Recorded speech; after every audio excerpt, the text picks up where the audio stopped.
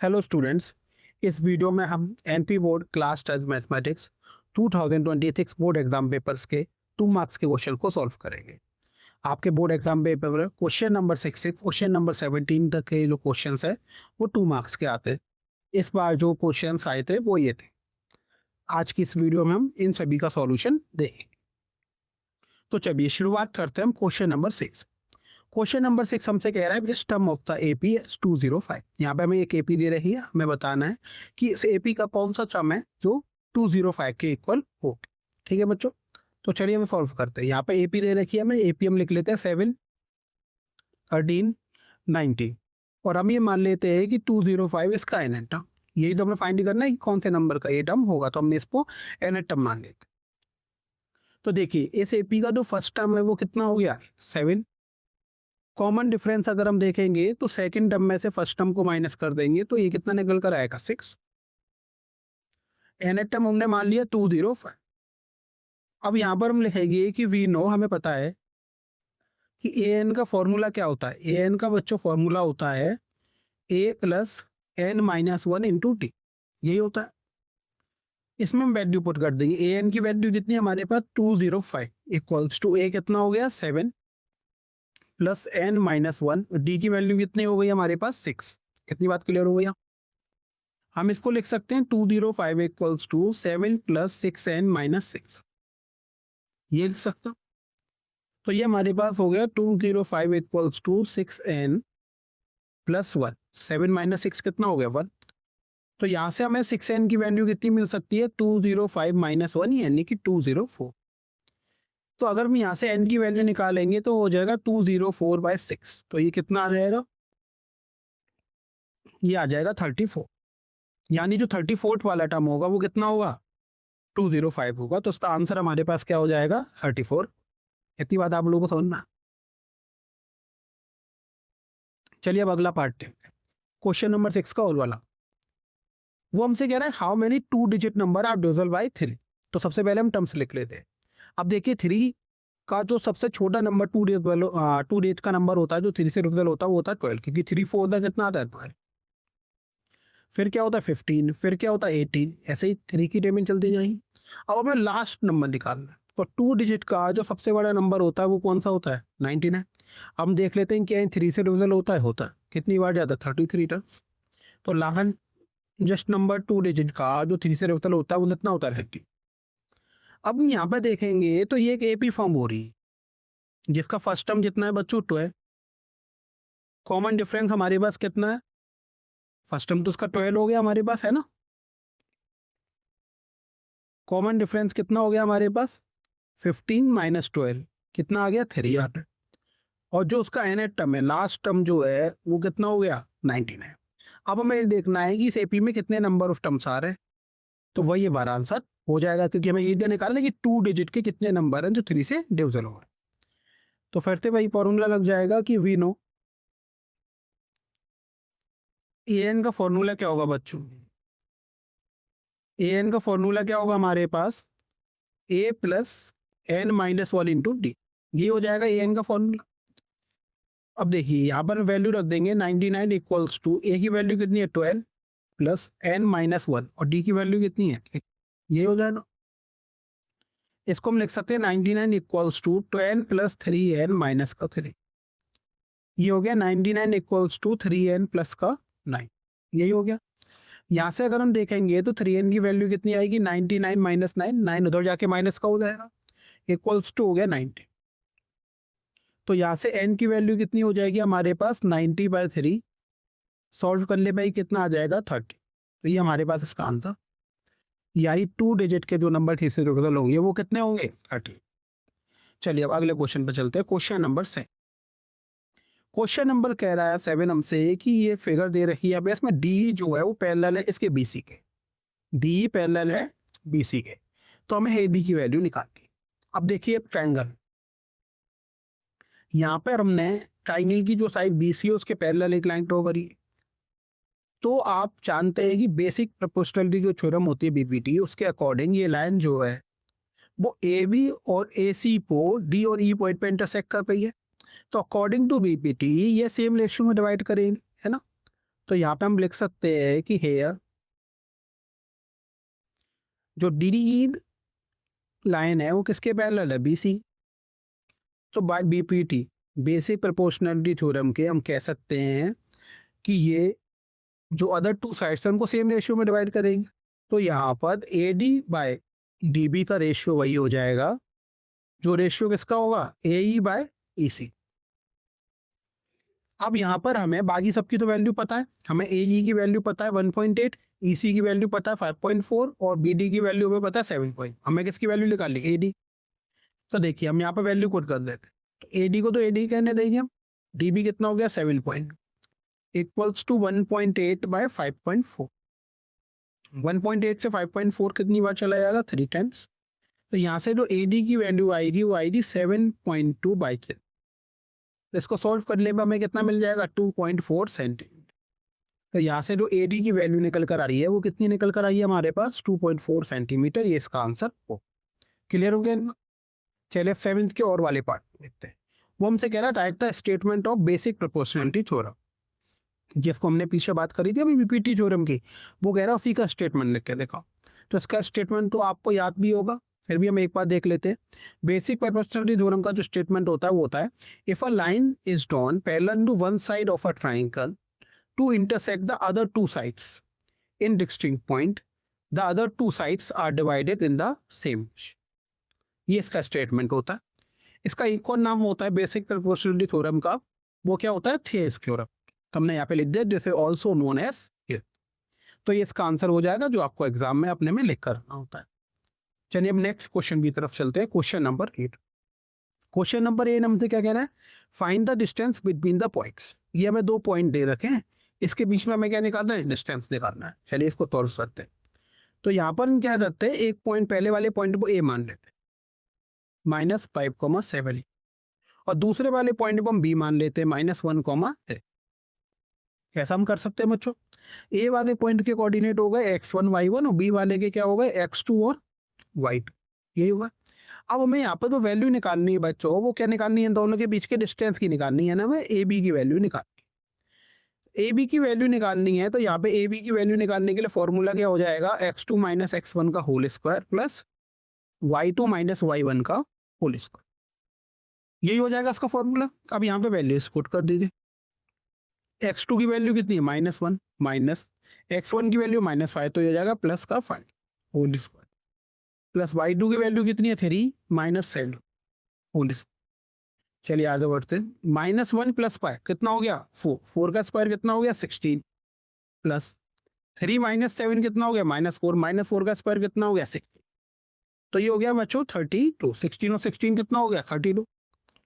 32 को हम क्या लिख सकते हैं, 16 × 2 लिख सकते हैं। तो 16 जब रूट से बाहर आएगा तो 4 हो जाएगा और ये हो जाएगा रूट। तो यहाँ पर जो ए इन दोनों के पॉइंट्स के बीच की जो डिस्टेंस है जो हमारे पास निकल कर आई है वो कितनी निकल कर आई है, 4√2 निकल कर। समझ में आ गया आप लोग। चलिए 8th क्वेश्चन के और वाले पार्ट को। 8th क्वेश्चन का और वाला पार्ट हमसे कह रहा है find the value of y for rich the distance between the points p and q। This 10 है। यहाँ पे हमें 2 पॉइंट दे रखे हैं p और q, उनके बीच की जो डिस्टेंस है वो हमें कितनी दे रखी है, 10 दे रही है। हमें पाई की वैल्यू यहाँ पे फाइंड करनी। अब देखिए पी क्यू का जो फॉर्मूला हुआ, जैसा अभी हमने पीछे देखा था, 2 पॉइंट्स के बीच के फॉर्मूला तो सेम ही रहेगा, x2 - x1 का whole square plus y2 - y1 का होल स्क्वायर, यही रहेगा। अब p पॉइंट यहाँ पे हमें 2, -3 दे रखा है, इसको हम क्या मान सकते हैं, x1 और y1। q पॉइंट हमें 10, y दे रखा है, इसको हम क्या मान सकते हैं, x2 और y2। चलिए पुट कर देते हैं वैल्यू। पी क्यू इन दोनों के बीच की डिस्टेंस हमें कितनी दे रखी है, यहाँ पे 10। तो पी क्यू की बच्चों जो वैल्यू हो जाएगी वो कितनी हो जाएगी, 10, ये हो जाएगी इक्वल्स टू रू। अब x2 की वैल्यू पुट कर दीजिए, x2 की वैल्यू कितनी है 10 - 2 होल स्क्वायर, ये हो गया। प्लस y2 की वैल्यू कितनी है, y -3 था तो माइनस प्लस हो जाएगा, y + 3 का होल, ये हो जाए। अब ये हो गया हमारे पास 10 इक्वल्स टू रूट के अंदर 10 - 2 कितना हो गया, 8, 8 का स्क्वायर कितना हो गया 6, प्लस आ गया हमारे पास y + 3 का होल स्क्वायर। तो हम यहाँ पे क्या लिख सकते हैं, y प्लस 3 का होल स्क्वायर। अब ये रूट हटाएंगे तो हम क्या कर सकते हैं, on squaring both side. Root हटाने के लिए हमने दोनों साइड क्या कर दिया, स्क्वायर। तो यहाँ पे 10 का स्क्वायर कितना हो जाएगा हमारे पास, 100। 100 equals to 64 plus y plus 3 का होल स्क्वायर।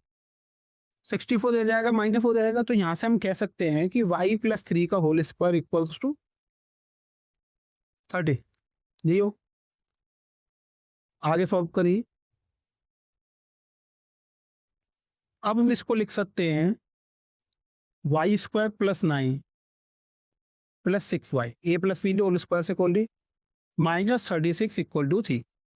तो ये हो गया हमारे पास y square plus 6y minus 27 equal to 3। नहीं हो, फैक्टर कर दीजिए, तो y square plus 9y minus 3y minus 27 equal to 3। Y common ले लेंगे तो y प्लस 9 माइनस 3 कॉमन ले लेंगे तो y प्लस 9। यहां से हमें मिलेगा y plus 9 y minus 3 equal to 3। तो यहां से हमारे पास y प्लस 9 इक्वल टू 0 मिल जाएगा और y माइनस 3 इक्वल टू 0 मिल जाएगा। तो y की वैल्यू तो माइनस 9 हो गई और y की वैल्यू क्या हो गई हमारे पास 3। तो y की यहाँ पे दो वैल्यूज हमारे पास आ गई हैं, कौन कौन सी, माइनस का 9 और 3। तो ये हमारे पास इसका आंसर है कि y की यहाँ पे दो वैल्यूज पॉसिबल है, कौन कौन सी, माइनस 9 एंड 3। कोई भी हम इसका यूज कर सकते। चलिए अब क्वेश्चन नंबर 9 देखते हैं। ये हमारे पास क्वेश्चन नंबर 8 का आउट पार्ट हो गया। तो क्वेश्चन नंबर 9, क्वेश्चन नंबर 9 हमसे कह रहा है find the coordinate of the point which divide the line segment joining point this and this in the ratio 3:1 inter. ठीक है बच्चों, तो यहाँ पे हम क्या करते हैं, एक लाइन ड्रॉ कर लेते हैं। लाइन ड्रॉ कर दी हम। अब देखिए यहाँ पर वो कह रहा है कि हमें एक ऐसे पॉइंट के कोऑर्डिनेट निकालने हैं जो इन दोनों पॉइंट्स को जोड़ने वाली लाइन को किस रेशियो में डिवाइड कर रही है बच्चों, 3:1। तो यहाँ पर हमने इसको P मान लिया, तो ये हो गया 4, माइनस 3। इसको हमने Q मान लिया, ये हो गया 8, 5। अब कोई एक पॉइंट हमें लेना है, ठीक। तो हम यहाँ पे A पॉइंट ले लेते हैं जो किस रेशियो में डिवाइड कर रहा है, 3:1 इंटरनल। अब हमें पता है सेक्शन फॉर्मूले से कि A पॉइंट के कोऑर्डिनेट किसके बराबर होंगे, m1x2 plus m2x1 bye m1 plus m2। और y कोऑर्डिनेट क्या होगा, m1y2 plus m2y1 by m1 plus m। Section फॉर्मूले से हमें पता है A पॉइंट के कोऑर्डिनेट ही होता। अब यहाँ पर अगर हम देखेंगे तो यहाँ पर m1 की वैल्यू कितनी हो जाएगी, 3, और m2 की वैल्यू कितनी हो जाएगी, वह ये m1 हो जाता है और ये वाला क्या हो जाता है, m। अब P पॉइंट के कोऑर्डिनेट हो जाएंगे x1 और y1, Q पॉइंट के हो जाएंगे x2 और y2, ये हो जाएंगे बच्चों। अब यहाँ पर हमें क्या निकालना है, A पॉइंट के कोऑर्डिनेट हमें निकाल, तो वैल्यू पुट कर दी। देखिए m1 इंटू s2 3 इंटू 8, ये हो जाएगा हमारा, plus m2 into x1 1 into 4, upon में क्या आ जाएगा बच्चों, 3 plus 1, comma m1y2 3 into 5 plus m2y1 1 into minus का 3 बाय 3 प्लस, ये हो जाएगा बच्चों। चलिए आगे सम पर, 8 3 24 प्लस 4 बाय 4, ये हो जाएगा 15 माइनस 3 बाय 4, ये हो जाएगा। आगे कौन करेंगे तो ये हो जाएगा 28 बाय 4। 28 बाय 4 कितना हो जाएगा बच्चों, 7। 15 माइनस 3 12, 12 बाय 4 कितना हो जाएगा, 3। तो यहाँ पर जो A पॉइंट के कोऑर्डिनेट है वो हमारे पास कितना निकल कर आए, 7,3। तो हम यहाँ पे लिख देंगे कि जो A पॉइंट है वो कितना निकल कर आया हमारे पास, 7,3। तो ये हमारे पास आंसर होता है। यही तो पूछा था उसने हमसे वो पॉइंट पूछा था जो इन दोनों पॉइंट्स को भी लाइन जोड़ रही है, उसको किस रेशियो में डिवाइड कर रहा है, 3:1। तो इसका आंसर हो, समझ में आ गया आपको। चलिए हम 9th का और वाला पार्ट देखते हैं। 9th का और वाला पार्ट हमसे क्या कह रहा है, find the coordinate of point A where AB is a diameter of a circle whose center is 2, -3 and coordinate of B is 1, 4। चलिए यहाँ पर हम क्या करते हैं, सबसे पहले सर्किल ड्रॉ कर लेते हो। ये हमने एक सर्किल ड्रॉ कर लिए, ठीक है। अब हम एक डायमीटर बना लेते हैं इसका। ये हमने डायमीटर बना लिया।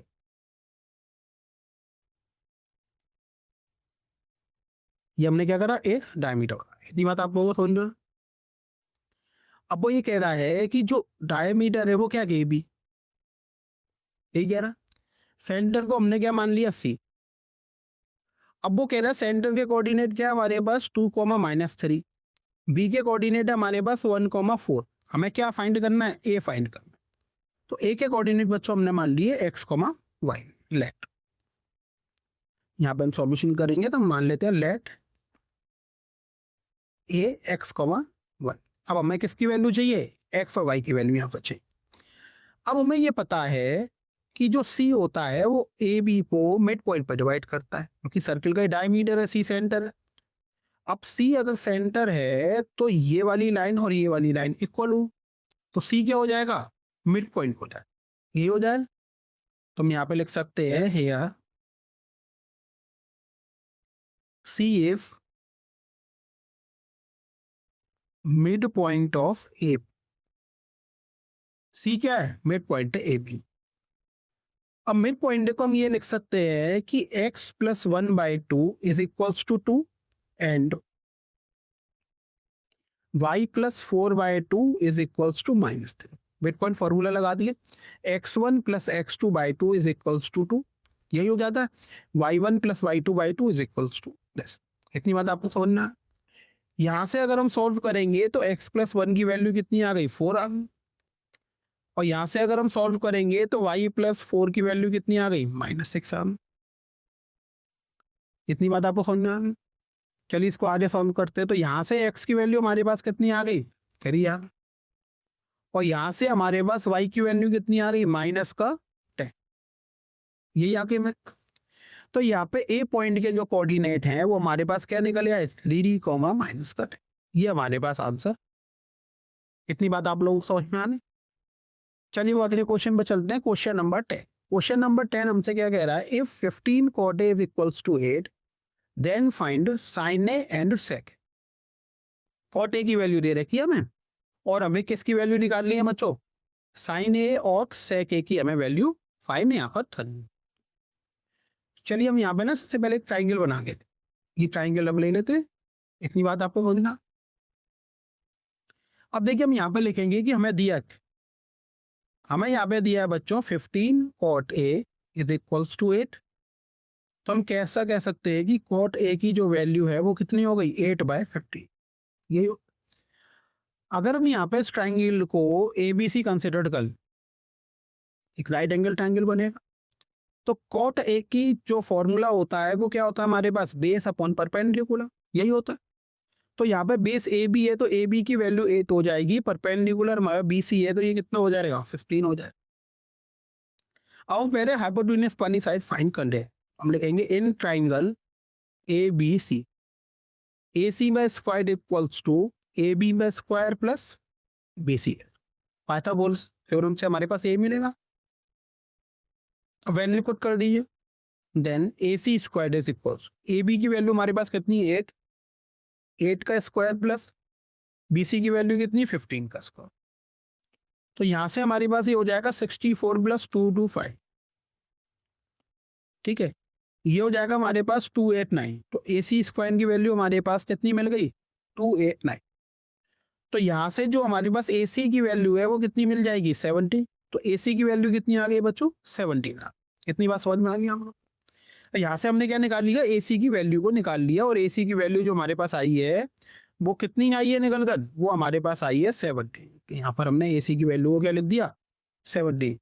इतनी बात क्लियर हो। अब यहाँ पर हम फाइंड क्या करना था वो देखते हैं, ठीक है बच्चों। तो यहाँ पर हमें दो चीजें फाइंड कर ली थी। यहाँ पर हमें कितनी चीजें फाइंड करनी थी, दो चीजें फाइंड करनी थी।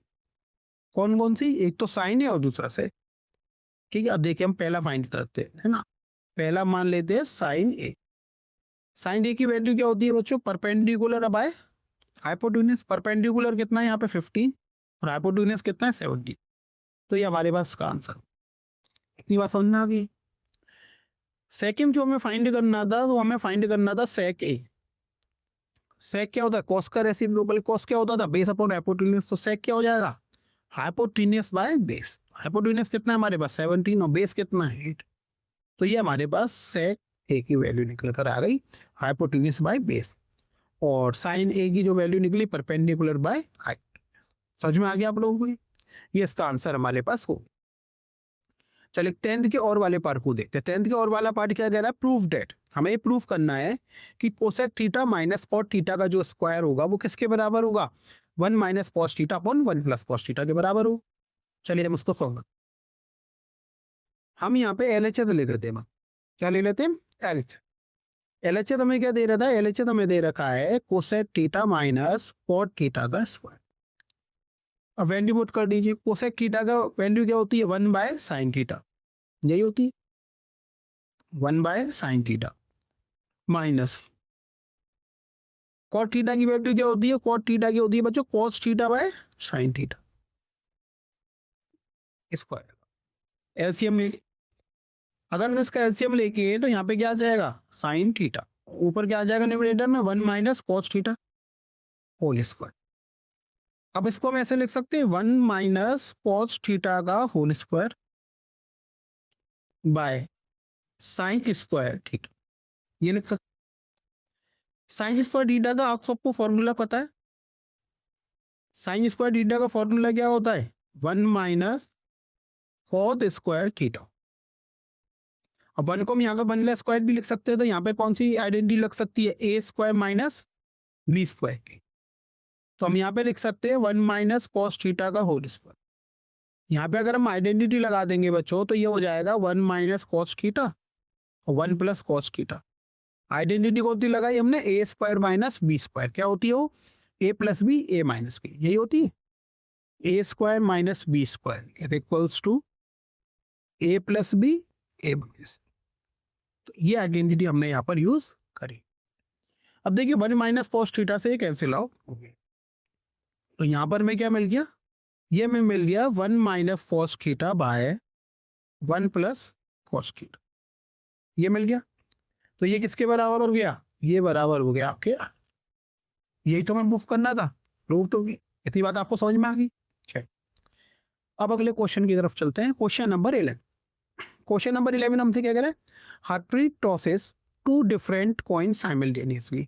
हार्प्रीत 2 डिफरेंट कॉइन साइमल्टेनियसली क्या कर रहे हैं? टॉस कर रहा है। What is the probability that she gets at least 1 head? तो इस बात की क्या प्रोबेबिलिटी होगी कि उसको 1 हेड। ठीक।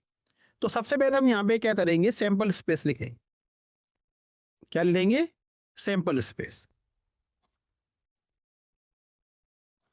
यानी कि टोटल आउटकम। सैंपल स्पेस यानी कि टोटल आउटकम। तो यहाँ पर जो हम कॉइन कितने टॉस कर रहे हैं? 2। तो 2 कॉइन टॉस करने पर हमें जो आउटकम मिल सकते हैं वो एक तो हेड हेड टेल, टेल है और के। पॉसिबल आउटकम हमारे पास यही वाले कौन कौन से? हेड है, हेड टेल, टेल हेड और टेल टेल। ये हमारे पास पॉसिबल आउटकम्स निकल कर आते। तो अगर हम यहाँ पे टोटल आउटकम लिखेंगे तो टोटल आउटकम जो हमारे पास आ रहे हैं वो कितने आ रहे हैं? 100। यही आ रहा है। अब वो ये कह रहा है कि हमें प्रोबेबिलिटी जो फाइंड करनी है, she get eight least 1 head. तो हम यहाँ पे एक इवेंट ई कंसिडर कर लेते हैं, एट लीस्ट 1 हेड। तो अगर हम ई में देखेंगे तो यहाँ पे ई में कौन कौन से पेयर आ जाएंगे? देखिए एट लीस्ट 1 हेड में 2 हेड वाला आ जाएगा, एच कॉमा टी आ जाएगा और टी कॉमा एच, क्योंकि इसमें एक हेड है और इसमें पहले वाले में 2 हेड है। इसमें कोई हेड नहीं है तो यहाँ पर नहीं है। तो number of element in event ई क्या हो जाएगा? हमारे पास 3 हो जाएगा। अब यहाँ पर हमें क्या करना है? हमें प्रोबेबिलिटी फाइंड करनी है इवेंट ई, यही फाइंड करनी है। तो प्रोबेबिलिटी ऑफ इवेंट क्या हो जाएगा हमारे पास? Favourable outcome by total outcome. ये होता है प्रोबेबिलिटी का formula, favourable outcome by total outcome. Favourable outcome क्या हो गए? Number of element in event E, और टोटल आउटकम क्या होगा, number of element in S. तो ये हमारे पास हो गया 3/, इतनी बात समझ में आ गई। तो हमारे पास इसका जो आंसर निकल कर आएगा वो कितना आएगा, 3/4। रिक्वायर्ड प्रोबेबिलिटी हमारे पास कितनी निकल कर आ गई, 3/4। क्लियर हुआ आपको। चलिए अब इसके और वाले पार्ट में, और वाले पार्ट हमसे कह रहा है if probability of E equals to 0.995 what is the probability of not. अब देखिए बच्चों, ये हमें पता है कि probability of E plus probability of not E का सम कितना होता है, 1 होता है। का सम कितना होता है, 1। अब हम यहां से देखेंगे प्रोबेबिलिटी ऑफ नॉट ई, जैसे हम प्रोबेबिलिटी ऑफ ई बार लिखते हैं, इसकी वैल्यू कितनी आ जाएगी, 1 माइनस प्रोबेबिलिटी ऑफ, ये याद आई। तो 1 minus probability of E, probability of E कितना हमारे पास 0.99, तो इसको अगर हम सॉल्व करेंगे तो आ जाएगा 0.005, ये यार। तो प्रोबेबिलिटी ऑफ नॉट ई कितना हो गया, 0.005। तो ये हमारे पास इसका आंसर निकलेगा। क्लियर हो गया आपको। चलिए अब नेक्स्ट क्वेश्चन की चलते हैं, नेक्स्ट क्वेश्चन की तरफ। क्वेश्चन नंबर 12, क्वेश्चन नंबर 12 हमसे क्या कह रहा है, a lot of 12 bulbs contain 4 defective bulbs.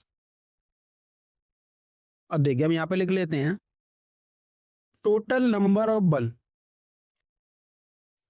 Total number bulb कितने, 20। हमें दे रखा है लॉट में कितने बल्ब हैं, 20। एक हमने लिखा डिफेक्टिव बल्ब, डिफेक्टिव बल्ब हमारे पास कितने हैं, 4। वो ये कह रहा है कि 4 defective bulb.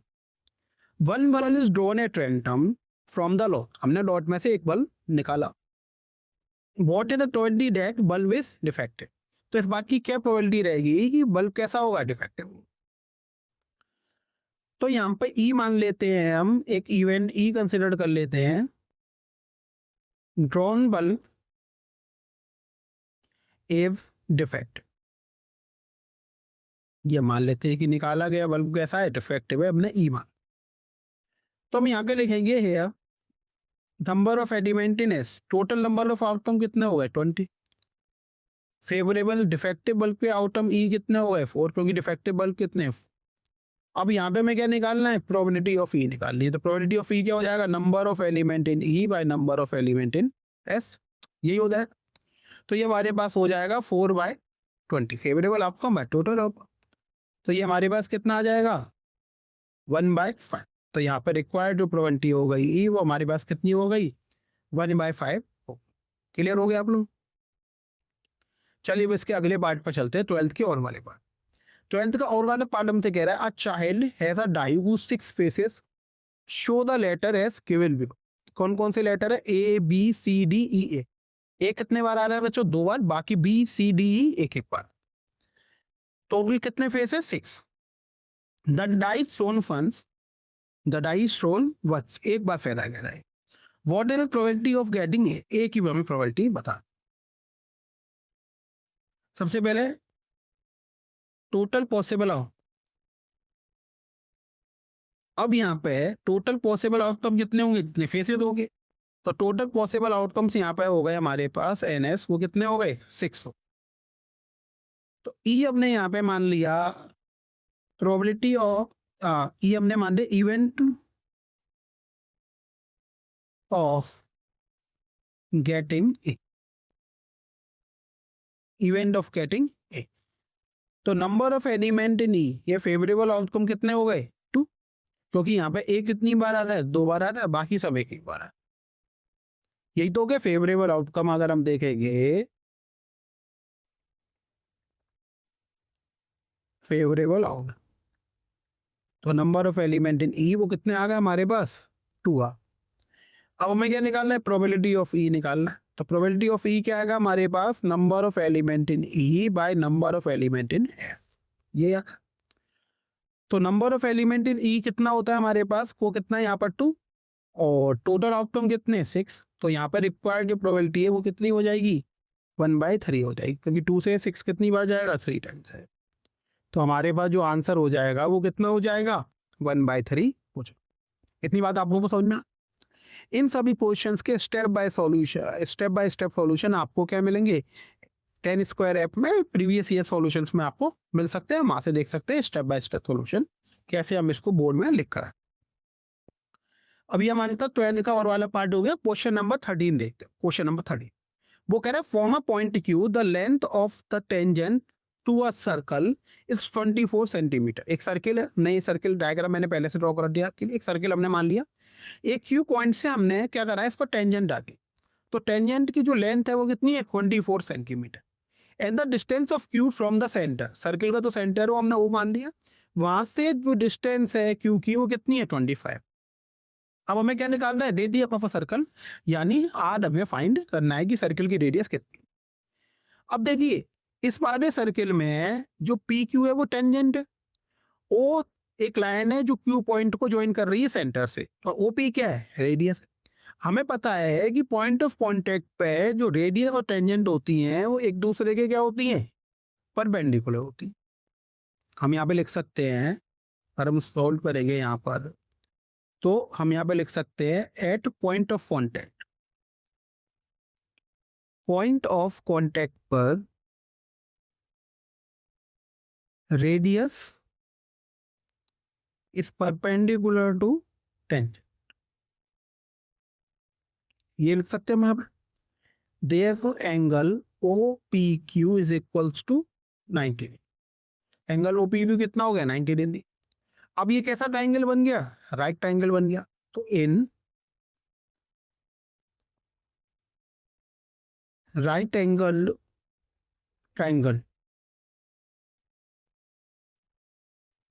OEQ right angle triangle बन गया। हम कह सकते हैं कि OQ का square is equals to OP का स्क्वायर प्लस PQ का स्क्वायर। पाइथागोरस थ्योरम लगा दिया। OQ कितना है हमारे पास, 25 का स्क्वायर, OP कितना है, रेडियस का स्क्वायर, और PQ कितना है हमारे पास, 24 का स्क्वायर। तो ये हमारे पास हो गया 625 is equals to R square plus 570।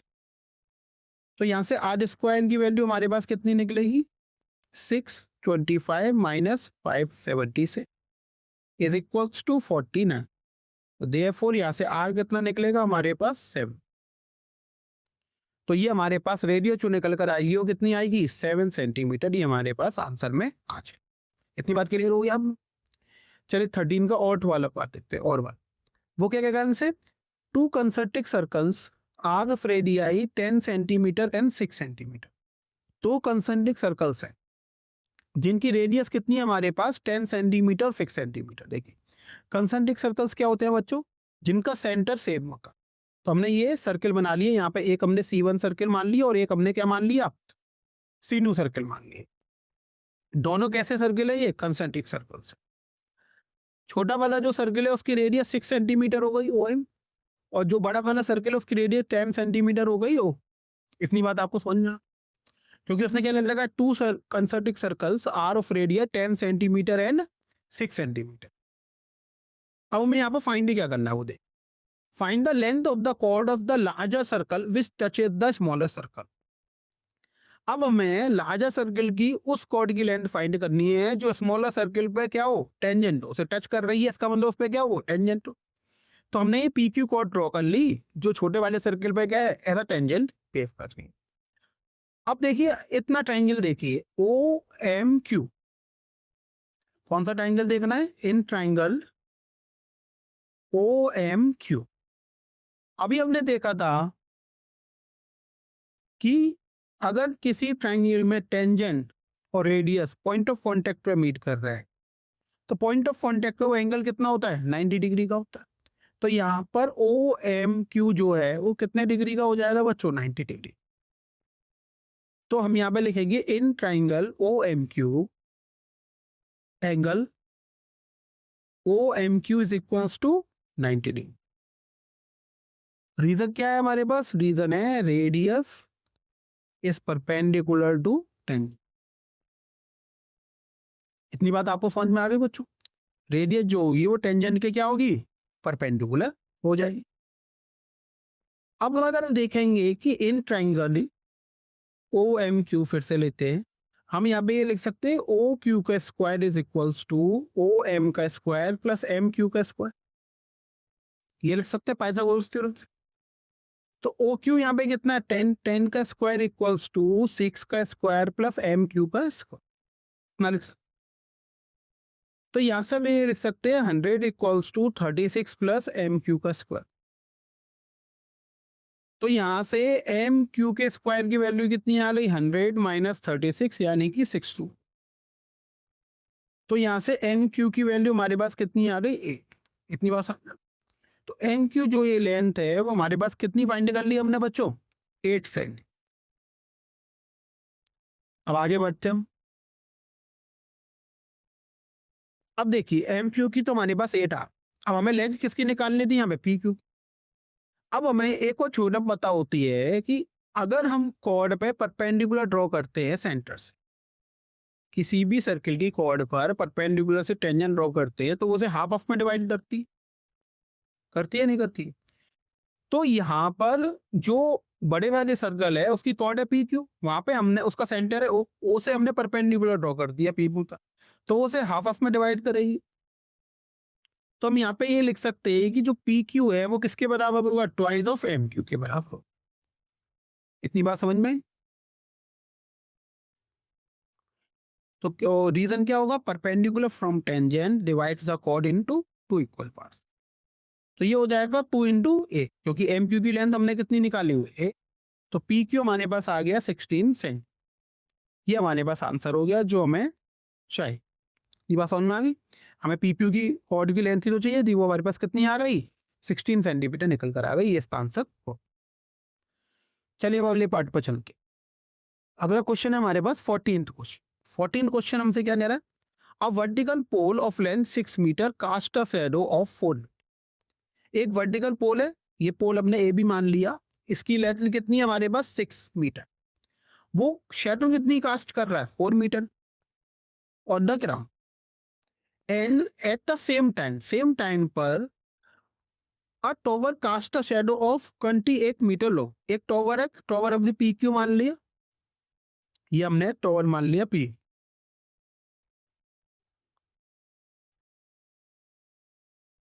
ये हमने टॉवर मान लिया पी। ये कितनी शैडो कास्ट कर रहा है 28 मीटर की। अब हमें क्या करना है टॉवर की हाइट एच को फाइंड करना है। ये डाटा हम अब देखें कैसे करेंगे। अब अगर हम देखेंगे in triangle A B C and triangle P Q R, दो ट्राइंगल बनने हैं हमारे पास कौन कौन से ए बी सी और पी क्यू आर। हम यहाँ पे लिख सकते हैं angle B is equals to angle Q is equals to 90 degree.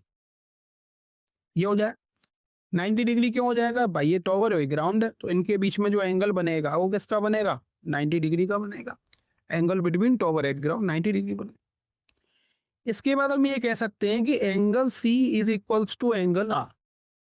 ये वाला तो एंगल है एक्स और ये वाला तो एंगल है एक्स, ये बराबर होगा। क्यों होगा, क्योंकि ये जो है वो एंगल ऑफ एलिवेशन है of sun, angle of elevation of sun. अब सेम टाइम पे सन का एंगल तो सेम रहेगा, तो एंगल ऑफ एलिवेशन कैसा हो गया सेम हो गया।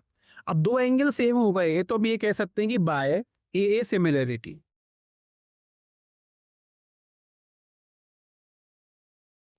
Bye a similarity triangle A B C is similar to triangle P Q. Triangle कैसे हो गए दोनों सिमिलर हो। अब सिमिलर ट्राइंगल की डेफिनेशन से इनके ट्राइंगल अगर दोनों ट्राइंगल सिमिलर हैं तो इनके साइड का जो रेशियो होगा वो भी क्या होगा इक्वल होगा। तो हम यहाँ पे कह सकते हैं therefore A B by P Q is equal to B C by Q. ये हो जाएगा ए बी और पी क्यू साइड का रेशियो वही हो जाएगा जो बी सी और क्यू आता हो। अब वैल्यूज पुट कर दी यहाँ पे, वैल्यूज पुट करेंगे तो देखिए ए बी की वैल्यू कितनी है हमारे पास 6 बाय एच, बी सी की वैल्यू कितनी है हमारे पास 4 बाय 28। ये हो जाएगा 4 7 28, ये हो जाएगा। अगर हम यहाँ से सॉल्व करेंगे तो h की वैल्यू कितनी आएगी 7 इंटू 6, यानी वो कितने हो जाएगी 42। इतनी बात समझ में। तो यहाँ पर हाइट ऑफ द टॉवर हमारे पास कितना निकल कर आया, 42 मीटर निकल कर आया, ये याद। क्लियर हो गया आपको ये क्वेश्चन कैसे सॉल्व करेगी। चलिए अब 14 के और वाले पार्ट पर चलते। 14 का और वाला पार्ट हमसे क्या कह रहा है, of the observe the figure and then find angle P. हमें यहाँ पे एंगल पी फाइंड करना। ठीक, अब देखिए यहाँ पे दो ट्राइंगल दे रखे, एक तो एपीसी दे रखा है और एक पी क्यू आ गया। चलिए देखिए हम यहाँ पे से सॉल्व करते। हम यहाँ पे लिखेंगे बच्चों in triangle A B C and triangle P Q R, दो ट्राइंगल अंदर ले। तो हम यहाँ पे ये देखेंगे कि कुछ साइज के बीच का जो रेशियो है वो सेम आएगा, जैसे A B by R T, A B by R T अगर हम देखेंगे तो ये कितना आ रहा है 3.8 बाय 7 पॉइंट, तो ये किसके इक्वल हो गया 1/2। इसी तरीके से अगर हम देखेंगे तो B C by QP, BC by QP ये कितना आ रहा है हमारे पास, देखिए 6/12 इक्वल्स टू कितना हो गया है 1/2, यही हो। इसी तरीके से आगे बढ़िए सी ए बाय पी आर, तो ये हो गया हमारे पास 3√3 बाय 6√3, तो ये भी किसके बराबर आ गया 1/2, ये आ गया। तो हम यहाँ पे लिख सकते हैं कि here A B by R Q is equal to B C by Q P is equals to C A by T R, इतना तो हम लिख सकते हैं बच्चों। अब हम यहाँ पे देखेंगे कि इस ट्राइंगल में, दोनों ट्राइंगल में तीनों साइड्स का जो रेशियो है वो कैसा है, इक्वल है। तो ये दोनों ट्राइंगल कैसे हो जाएंगे, सिमिलर हो जाएंगे। कैसे हो जाएंगे बताइए, सिमिलर होते हैं, क्योंकि हमें पता है कि जब ट्राइंगल सिमिलर होते हैं तो उनकी साइड्स का जो रेशियो होता है वो कैसा होता है, सेम होता है। अब यहाँ पे ट्राइंगल की साइड का जो रेशियो वो सेम है, तो इसका मतलब दोनों ट्राइंगल कैसे हो जाएंगे, सिमिलर हो जाएंगे। तो हम लिख सकते हैं therefore triangle ABC is similar to triangle RQP. ये था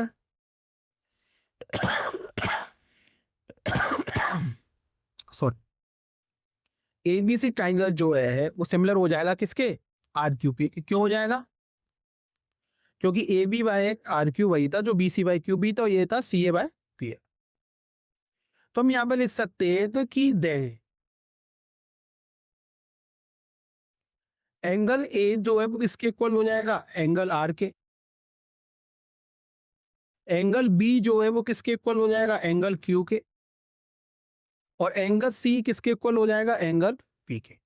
इतना हम यहाँ पे लिख सकते। अब देखिए यहाँ पर हमें फाइंड क्या करना है, यहाँ पर हमें फाइंड करना है एंगल पी। यानी हम कह सकते हैं कि अगर हम एंगल सी को फाइंड कर दें तो वही एंगल पी की वैल्यू, यही तो भी।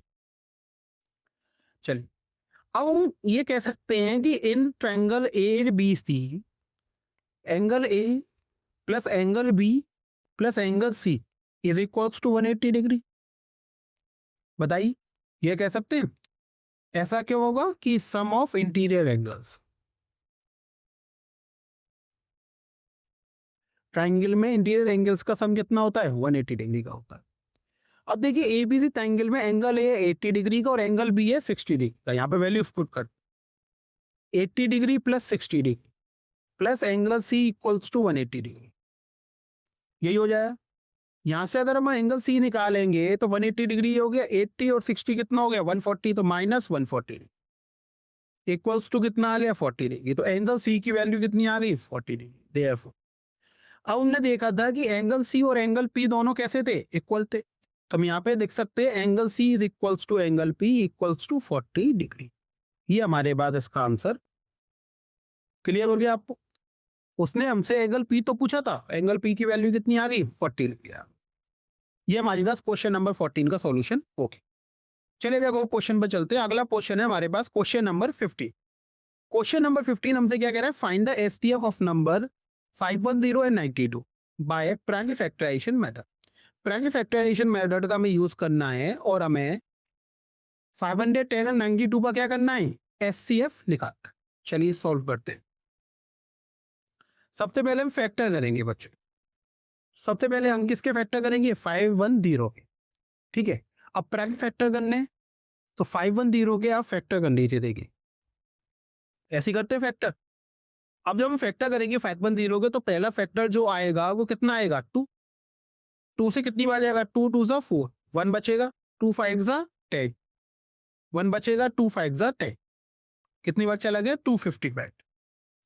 3 से कैंसिल, अब 2 से जाएगा नहीं, 3 से कर दीजिए, 3 8 जा 24, 1 बचेगा, 3 5 जा 15, ये हो जाए। अब 8 और 5 कितना हो गया, 13, तो ये 3 से भी नहीं जाएगा, 5 से कर दीजिए, 5 बनता 5, 3 बचेगा, 5 7 जा 17, 17 आ गया। 17 प्राइम नंबर होता है, तो 17 से कितना टाइम जाएगा, 1 टाइम जाएगा। इतनी बात आपको खुद में है। तो 510 के अगर हम प्राइम फैक्टर लिखेंगे, किसके, 510 के अगर हम प्राइम फैक्टर लिखेंगे बच्चों, तो वो हमारे पास आ जाएंगे 2 इंटू 3 इंटू 5 इंटू 7। इतनी बात आपको समझ में। अब दूसरा नंबर क्या है, 92, तो 92 के फैक्टर लिखिए। चलिए 92 के फाइंड कर लेते हैं। 92 2 से कितने टाइम जाएगा, 2 4 जा 8, 1 बचेगा, 2 6 जा 12, ये हो गया। 46 से फिर से 2 से चलाएगा, 2 2 जा 4, 2 3 जा 6, 23 प्राइम नंबर होता है, तो 23 कितने टाइम जाएगा, 1 टाइम की जाएगा। तो यहाँ पर अगर हम 92 के फैक्टर लिखेंगे, तो 92 के प्राइम फैक्टर हो जाएंगे 2 इंटू 2 इंटू 23, यही हो जाएंगे।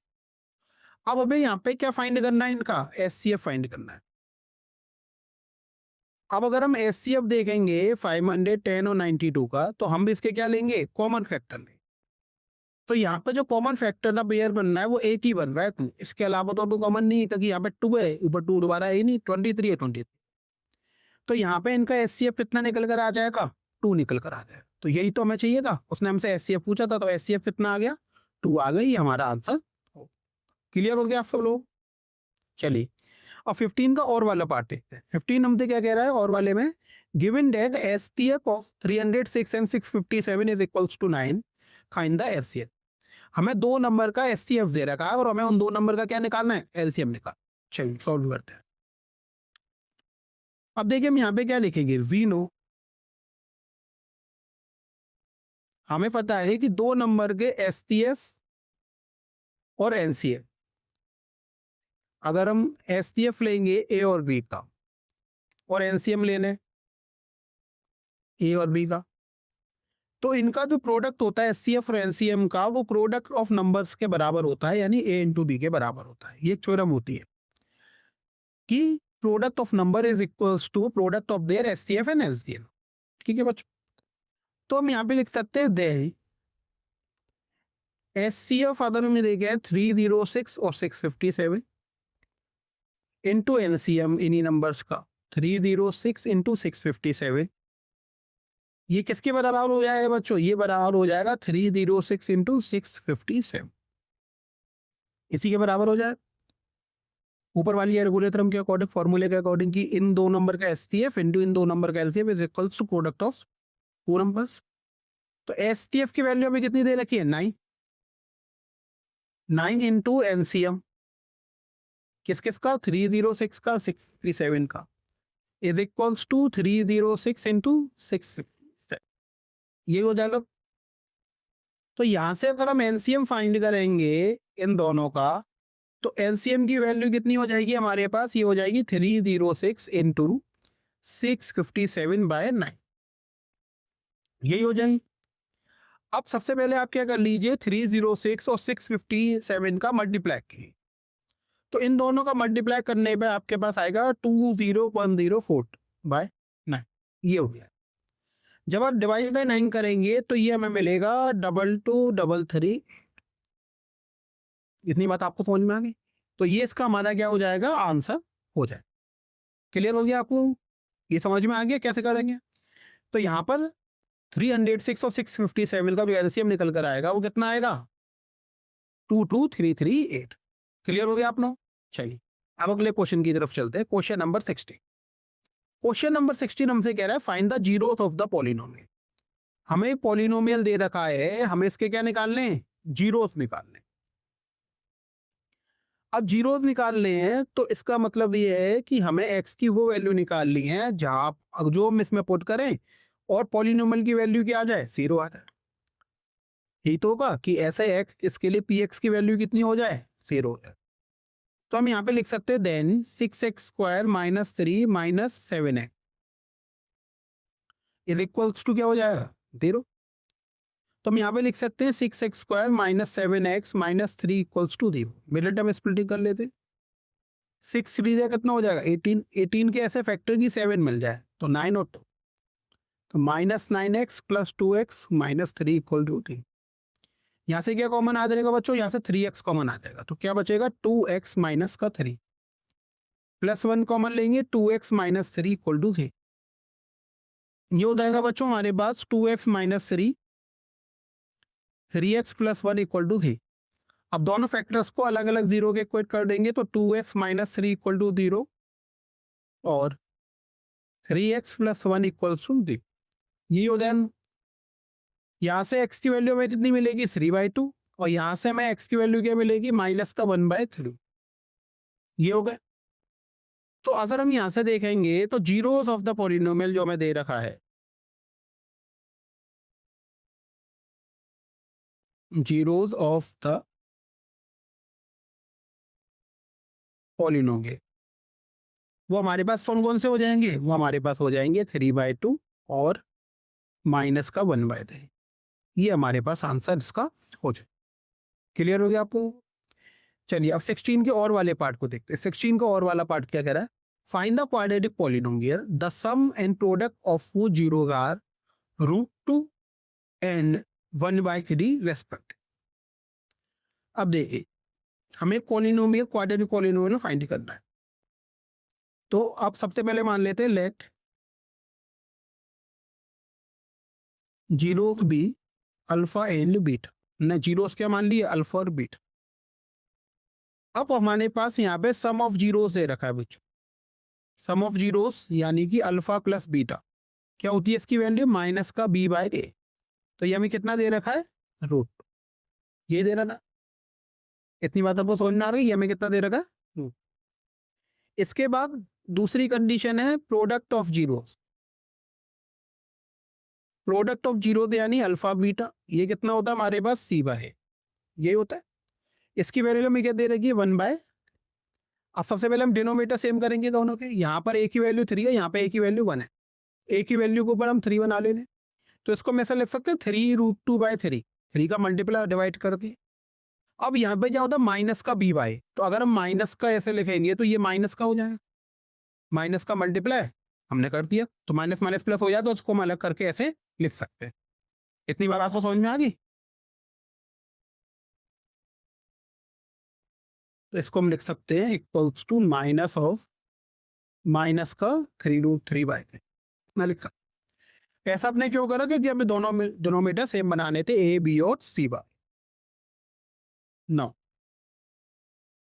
अब हम यहाँ पे क्या लिख सकते हैं कि इफ अगर a की वैल्यू 3 है देन b की वैल्यू कितनी हो जाएगी माइनस का 3√2 और c की वैल्यू कितनी हो जाएगी 1 हो जाएगी। ये नहीं।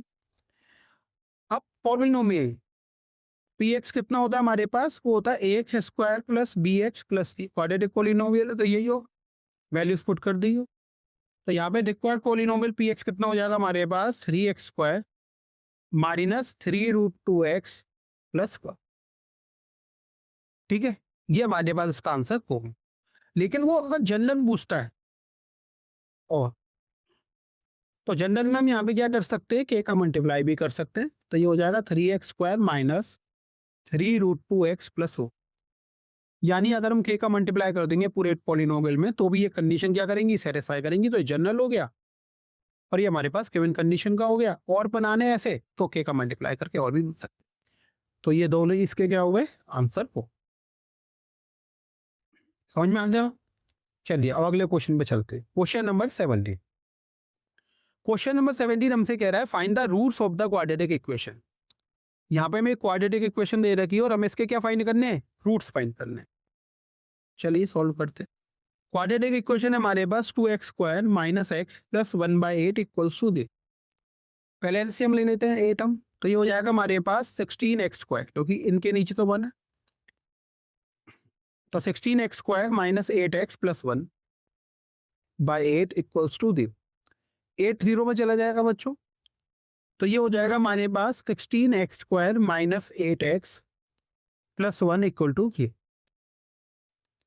अब मिडिल टर्म स्प्लिटिंग करते हैं, तो ये तो 16 है, 16 इंटू 1 16, 16 के ऐसे फैक्टर की 8 आ जाए तो 4 और 4, तो 16x square minus 4x plus 1 equal to के। यहाँ से हमने 4x कॉमन ले लिया, तो ये हमारे पास बचेगा 4x minus 1, minus sign common ले लिया तो 4x माइनस 1 इक्वल टू के। तो ये हमारे पास बच्चों आ जाएगा 4x माइनस 1, और सेकेंड फैक्टर भी क्या आ जाएगा 4x माइनस 1। तो यहाँ से हमारे पास ये बन जाएगा बच्चों 4x माइनस 1 का होल स्क्वायर इक्वल्स टू 0। अब ये 0 बन गया, इसका मतलब है कि इसके दोनों जो रूट्स हैं वो सेम आएंगे, क्योंकि इस क्वाड्रेटिक इक्वेशन बन रही है भैया।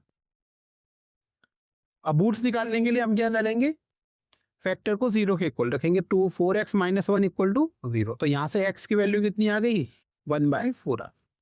बात समझ में आ गई। तो अगर हम रूट्स की बात करेंगे तो इसके रूट्स कैसे होंगे, क्लियर और इक्वल होंगे, 1/4 एंड 1/4 दोनों सेम। ये हमारे पास आंसर क्लियर हो गया, समझ में आ गया आप लोग। चलिए अब अगले क्वेश्चन की तरफ चलते हैं। ये लास्ट क्वेश्चन है 2 मार्क्स वाले। आपके 2 मार्क्स में क्वेश्चन नंबर 6 से लेके 17 तक आते हैं, तो ये 17 का और पार्ट है, लास्ट क्वेश्चन। ये अपने कह रहा है find the value of k for quadratic equation 2x square plus k plus 3 equal to 0 so that they have 2 equal. चलिए सॉल्व करते हैं। यहाँ पे मैं एक्सप्रेशन क्या दे रखा है 2x square plus kx plus 3 equal to 3। अगर हम इसको ax square plus bx plus c equal to 0 से कंपेयर करा दें, तो यहाँ पर a की वैल्यू कितनी हो जाएगी 2, b की वैल्यू कितनी हो जाएगी k, और c की वैल्यू कितनी हो जाएगी 3। ये हो जाएगी।